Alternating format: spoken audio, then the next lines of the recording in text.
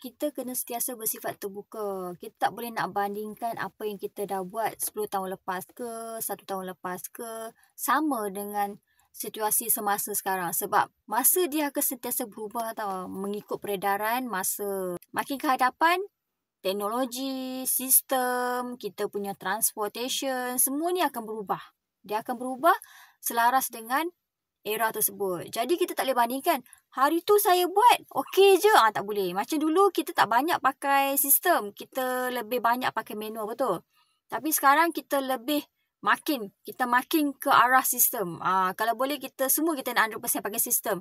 Daripada kita nak order barang, daripada kita nak keluarkan bil, daripada kita nak tolak stok, apa benda semua kita nak pakai sistem daripada A to Z. Dia tak sama macam dulu. Macam dulu kita mungkin ada part-part tertentu kita pakai sistem. Ada part-part tertentu kita pakai manual 100%. Tapi sekarang dunia akan makin ke arah digital.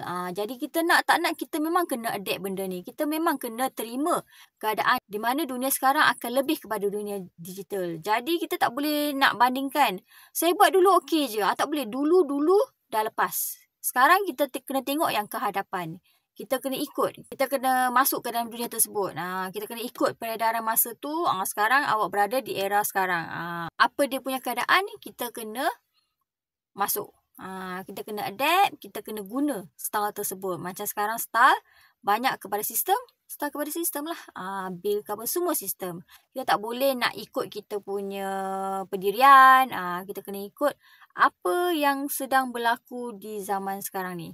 Kita kena ikut era tersebut. Kita tak boleh banding-bandingkan mana yang dah lepas. Coming soon. Okay?